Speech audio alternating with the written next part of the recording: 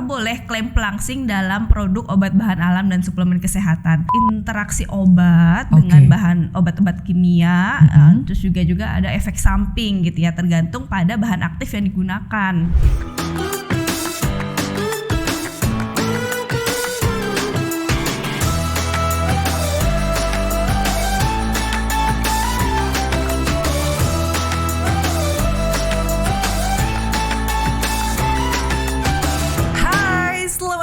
Di InSpot, informasi seputar obat bahan alam dan suplemen kesehatan terkini.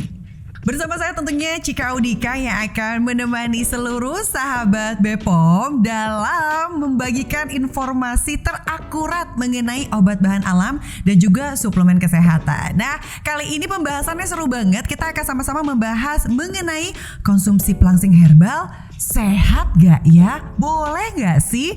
Dan tentunya saya gak sendirian. Saya akan mengajak seorang narasumber yang juga merupakan salah satu yang sudah dalam bidangnya. Saya coba menyapa terlebih dahulu mungkin ya. Halo, apa kabar Mbak Etik Yunita Anjasari SFAM APT?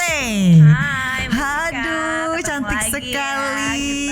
Iya, beliau merupakan ketua tim keamanan produk obat bahan alam, obat kuasi dan suplemen kesehatan. Berarti ini pas banget ya pembahasan kita kali ini ya. Iya. Mbak Etik, ini seru banget pembahasan kita. Kita membahas mengenai konsumsi pelangsing herbal. Kalau ngomongin pelangsing herbal, pertama kali yang ada di benaknya Mbak Etik tuh apa sih? Kurus. Kurus aja ya. Oke. Nah, kalau ngomongin juga mengenai keamanannya dari pandangan BPOM, sehat aman gak sih untuk pelangsing herbal ini? Ya, sebelum membahas sehat dan aman, selama ini masyarakat itu banyak mengira pelangsing itu diperbolehkan gitu ya. Apakah boleh klaim pelangsing dalam produk obat bahan alam dan suplemen kesehatan? Jadi kalau dilihat dari definisi, obat bahan alam adalah produk yang menggunakan bahan-bahan herbal atau tanaman berkhasiat obat seperti itu ya. Dan itu tidak boleh Mbak Cika mencantumkan klaim pelangsing. Jadi klaim yang diperbolehkan itu biasanya adalah membantu menurunkan berat badan atau mengurangi lemak tubuh. Nah, banyak tuh kan beredar di media sosial, banyak yang menjual pelangsing dalam bentuk tablet, kapsul, serbuk dan lain sebagainya seperti itu kan ya. Gitu. Jadi efektivitas pelangsing itu tergantung juga pada bahan yang digunakan sama konsumennya gitu ya. Jadi memang secara alam itu secara empiris ada bahan-bahan alam yang bisa digunakan untuk menurunkan lemak tubuh gitu ya, membantu menurunkan lemak tubuh, membantu mengurangi berat badan, tapi itu juga harus disertai dengan pola makan dan juga olahraga yang teratur. Jadi tidak serta-merta menggunakan suplemen aja nih, jadi minta cepet menggunakan suplemen aja, tapi ternyata malah berbahaya gitu ya. Jadi kalau kita baca nih, kita perhatikan di kemasan produknya, biasanya ada peringatan perhatian, ada kolom peringatan perhatian. Jadi penggunaan produk ini harus disertai dengan olahraga yang teratur, sama diet rendah kalori dan juga rendah lemak. Jadi tidak serta-merta menggunakan produk pelangsing itu bisa langsing gitu. Karena kan biasanya efek dari produk pelangsing ini jadi gak nafsu makan ya, gak nafsu ngapa-ngapain juga jadinya, karena akhirnya males gitu, pembawaannya jadi lemes aja. Bahkan kalau kita lihat rambut jadi rontok. Padahal ya, kalau bisa aku lihat nih Mbak Etik ya, banyak banget influencer gitu ataupun selebgram, banyak banget yang menjadi brand ambassador sebuah produk pelangsing herbal ini yang bilang ini bisa instan 1 minggu bisa turun 5 kilo. Aduh, gimana nih ya sebetulnya? Aku juga nggak tahu sebetulnya efektivitasnya bener nggak sih bisa nurunin berat badan secara cepat, secara instan dengan embel-embel promosi yang disebutkan para influencer atau para selebgram. Jadi suplemen atau obat herbal itu nggak bisa menimbulkan efek instan ya. Mm-mm. Jadi kalau misalnya ada yang mengklaim bisa menurunkan berat badan secara efektif, turun 7 kilo dalam 7 hari gitu ya. Gak mungkin ya. Nggak mungkin. Gak mungkin. 1 hari 1 kilo tiba-tiba langsung kayaknya tipes deh. Kecuali kalau dia nggak makan 7 hari 7 malam ya. Habis itu langsung ya IGD auto ya gitu. Iya. Jadi kalau misalnya obat herbal itu adalah untuk membantu. Membantu dan itu harus disertai dengan olahraga yang teratur, makan makanannya juga dijaga gitu ya. Kalau misalnya makan nasi padang 2 porsi ya tetap aja ya, sama aja ya. Oke. Tapi kan yang jadi concern sebetulnya di sini kan, ya tadi aku again bilang ya, penurunan berat badan yang lumayan drastis ini kadang-kadang itu bikin kita jadi agak shock gitu. Gak lagi TikTok kan ya, tapi beneran tubuh ini kan gak bisa langsung terima gitu aja. Nah, kalau misalnya dari pandangan Badan POM sendiri, sebetulnya komposisi apa sih yang memang aman secara herbal yang memang juga bisa menurunkan berat badan? Ya, jadi kalau misalnya komposisi yang telah disetujui Badan POM untuk klaim membantu menurunkan berat badan atau mengurangi lemak tubuh itu biasanya ada isinya teh hijau, bangle, terus ada juga jati Belanda gitu ya, lidah buaya, jeruk nipis, buah delima dan lain-lain gitu. Jadi itu bahan-bahan yang biasanya terkandung gitu ya di dalam produk herbal dengan klaim menurunkan berat badan itu. Jadi saya tekankan lagi ya. Jadi kalau misalnya pelangsing itu tidak diperbolehkan ya di obat bahan alam seperti itu. Jadi klaimnya menurunkan berat badan. Tapi untuk pembahasan kita kali ini kita untuk mempermudah ya, kita nyebutnya ya, pelangsing aja. Pelangsing herbal gitu ya. Jadi memang sebetulnya dari awal klaimnya aja udah nggak boleh tuh pelangsing, nggak akan ada yang secepat itu dan bisa melangsing, kan nggak ada yang ngejamin. Tapi mungkin menurunkan berat badan bisa dengan pola hidup yang sehat. Nah, tapi yang jadi penasaran sebetulnya ya Mbak Etik ya, seringkali para produk-produk ini gitu kan mengklaim bahwa dirinya adalah produk pelangsing herbal. Herbal ini kan dengan lumayan identik dengan sesuatu yang alami. Alami itu biasanya juga berkaitan dengan sesuatu yang sehat. Nah, kalau pandangan Mbak Etik sendiri, boleh nggak sih klaim seperti itu sebetulnya? Nah, ini menarik ya, karena banyak orang beranggapan tuh obat herbal itu aman gitu ya, karena berasal dari bahan alam gitu ya. Jadi menganggap ini herbal kok, obat tradisional kok, gak apa-apa gitu. kok, aman kok gitu ya.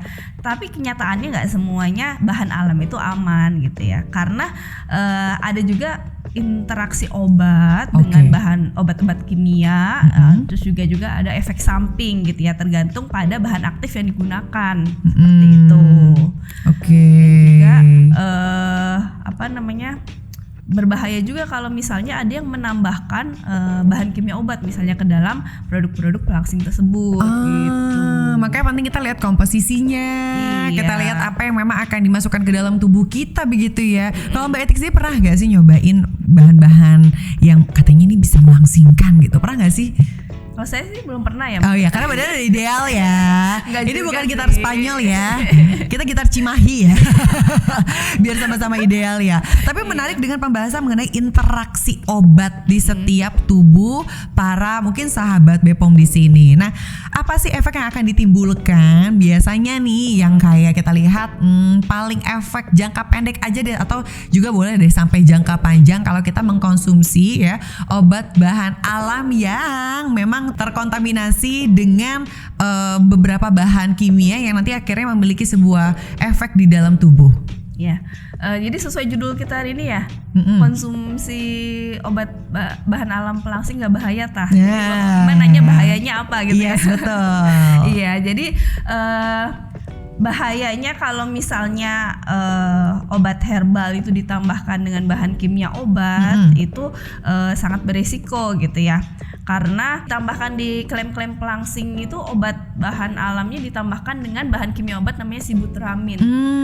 Sibutramine itu dia berbahaya karena dia bisa meningkatkan gangguan ginjal, bisa menyebabkan kejang gitu. Jadi bisa menyebabkan risiko kesehatan yang serius seperti itu sih Mbak. Ini saya nggak kebayang ya, gimana kalau misalnya ada kelompok riwayat penyakit tertentu mengkonsumsi beberapa obat-obatan yang dianggap melangsingkan atau diklaim melangsingkan dan juga sudah terkontaminasi dengan beberapa obat-obat atau bahan-bahan kimia. Nah, ada nggak sih riwayat-riwayat beberapa orang tertentu yang memang harus lumayan konsentrasi nih gitu, nggak boleh sembarangan mengkonsumsi obat-obatan yang nggak terverifikasi? Ya, jadi kalau misalnya kelompok orang yang harus menghindari pelangsing herbal itu, misalnya wanita hamil dan menyusui. Wanita hamil dan menyusui, terus orang-orang dengan kondisi medis tertentu, misalnya punya penyakit jantung, terus tekanan darah tinggi, gangguan hati, ginjal, terus habis itu yang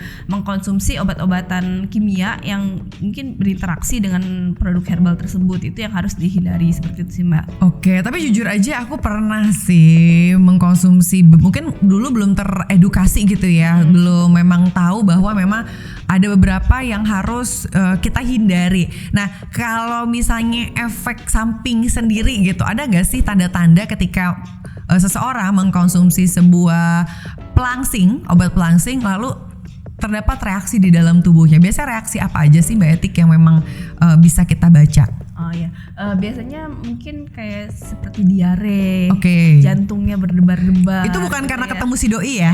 Iya. Oh bukan ya, karena konsumsi obat pelangsing ya? Ini salah satu tanda-tanda misalnya terjadi efek samping karena konsumsi produk herbal dengan klaim pelangsing atau menurunkan berat badan itu, bisa pusing juga, mual muntah gitu. Jadi kalau misalnya mengalami tanda-tanda itu, segera hentikan penggunaan produknya. Jujur dulu kayak gitu sih ya, agak lumayan deg-degan gitu kan. Tapi memang efek yang sering juga nih diklaim oleh beberapa produk obat pelangsing gitu ya, mengklaim bisa melangsingkan. Itu bisa mereka bilang gini, ini gak akan bikin deg-degan gitu. Ini akan membuat kamu kayak normal-normal aja. Padahal mungkin ada efek yang lain ya, entah diare gitu ya, entah tiba-tiba keringat dingin. Itu keringat dingin bukan karena ditagih pinjol, bukan ya, ya. Karena obat pelangsing ya. Oke. Nah, kalau misalnya dari pandangan Mbak Etik sendiri, sebetulnya ada nggak sih cara aman untuk mengkonsumsi pelangsing herbal ini? Ya, yang pasti jangan lupa cek kliknya. Kemasan, label, izin edar, dan juga kadaluarsa gitu ya. Pastikan produknya itu terdaftar di Badan POM. Jangan pernah tergiur sama iklan menjanjikan turun berat badan 7 kilo dalam 7 hari gitu ya. Terus selain itu juga konsultasi dengan tenaga kesehatan gitu ya sebelum menggunakan pelangsing herbal tersebut. Tenaga kesehatan itu bisa membantu mengevaluasi risiko dan manfaatnya berdasarkan kondisi kesehatan kita juga. Seperti itu. Masing-masing individu kan berbeda-beda ya. Mungkin kita ada risiko interaksi dan lain sebagainya gitu. Jadi penting juga baca label dan informasi seperti yang tadi saya sampaikan. Di kemasan produk itu biasanya ada peringatan perhatian, ada informasi untuk konsumen gitu ya yang kita baca. Nah, misalnya dihindari mengkonsumsi bersamaan dengan obat apa gitu, ada di kemasannya. Terus untuk klaim pelangsing sendiri itu ada peringatan perhatiannya disertai dengan olahraga yang teratur dan pola konsumsi. Jadi jangan hanya mengandalkan obat herbal klaim pelangsing atau klaim menurunkan berat badan tersebut gitu ya. Nanti juga biasanya ada kontraindikasi, terus ada efek samping yang mungkin terjadi setelah konsumsi produk tersebut gitu sih Mbak. Jadi again ya, harus diperhatikan di setiap kemasan peringatan apa yang memang ada dan juga harus memperhatikan kondisi fisik gitu. Bisa nggak ya tubuhnya acceptable dengan beberapa obat atau konsumsi yang kita masukkan ke dalam tubuh. Nah, tapi ini menarik, mungkin nanti di episode selanjutnya untuk para sahabat Bepom jangan kemana-mana ya. Nanti kita juga akan membahas seputar bahan kimia obat dalam pelangsing herbal yang mungkin ini juga akan menjadi konsentrasi khusus nih untuk kamu-kamu yang sedang mengkonsumsi obat herbal. Nah, again kita balik lagi ke topik utama kita. Nah, kalau misalnya dari Mbak Etik sendiri ada nggak sih tips ataupun saran untuk para sahabat Bepom di sini mempertimbangkan untuk mengkonsumsi pelangsing herbal ini? Ya, untuk konsumsi pelangsing herbal pastikan bahwa produknya itu terdaftar yang di Badan POM ya. Tadi saya jelaskan. Terus habis itu juga cek aturan pakainya, atau kontraindikasinya gitu, peringatan perhatiannya. Pastikan juga selama mengkonsumsi produk suplemen atau herbal pelangsing itu untuk memprioritaskan pola makan kita. Pola makan yang sehat, diet rendah lemak gitu ya, rendah kalori, olahraga yang teratur gitu sebagai cara utama untuk menurunkan berat badan. Jadi pelangsing herbal itu hanya digunakan untuk sebagai tambahan, tetapi jangan dijadikan solusi utamanya juga. Terus juga pastikan bahwa produknya itu dibeli dari sumber yang terpercaya, terdaftar dari Badan POM dan lain sebagainya gitu ya, mengikuti aturan pakai. Kita juga harus hati-hati sama kritis dengan produk-produk dengan klaim pelangsing herbal yang menjanjikan janji-janji palsu, janji-janji akan menurunkan berat badan secara instan. Jangan mudah tergiur oleh klaim dan iklan yang berlebihan yang belum terbukti gitu ya. Prioritaskan kesehatan kita, karena produk herbal dengan klaim-klaim pelangsing instan itu sangat berisiko terhadap kesehatan gitu ya. Selalu konsultasikan juga dengan tenaga kesehatan sebelum kita menggunakan produk-produk suplemen herbal tersebut. Jadi kita perlu teliti sebelum membeli, sehat dan aman setiap hari. Jika ada kendala seperti efek samping yang seperti tadi Mbak Cika rasakan gitu ya, masyarakat, Mbak Cika juga bisa melaporkan melalui E-Method, monitoring efek samping obat tradisional dan suplemen kesehatan. Jadi bisa dilaporkan melalui aplikasi tersebut atau website tersebut jika mengalami kondisi efek samping seperti itu. Jadi saya menekankan lagi ya Mbak Cika ya, bahwa produk-produk pelangsing itu klaimnya menyesatkan, karena produk herbal itu hanya digunakan untuk membantu menurunkan berat badan atau berat tubuh gitu ya, dan mengurangi lemak tubuh gitu ya. Jadi cari pelangsing jangan yang efeknya langsung. Ingat bahaya bahan kimia obat yang terkandung. Luar biasa sekali. Mbak Etik ini sangat memiliki inti yang keren banget, terutama untuk para sahabat BPOM yang sedang kehilangan arah atau lagi mengkonsumsi beberapa obat-obat atau kita sebut pelangsing herbal yang sebenarnya juga nggak tahu nih ini aman apa enggak. Terima kasih banyak Mbak Etik untuk waktunya yang sudah diluangkan, bisa ngobrol barengan sama sahabat BPOM di sini.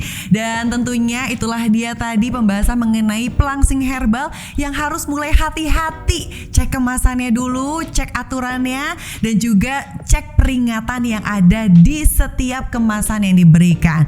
Dan tentunya di akhir episode ini saya ingin mengucapkan terima kasih banyak. Semoga teman-teman di sini teredukasi dengan baik, dan jangan lupa Badan POM akan terus memberikan sebuah layanan informasi terakurat untuk Anda semua. Dan jangan lupa juga di subscribe YouTube channel kami di Direktorat Pengawasan OTSK BPOM, dan juga follow Instagram kami di @wasotsk.bpom.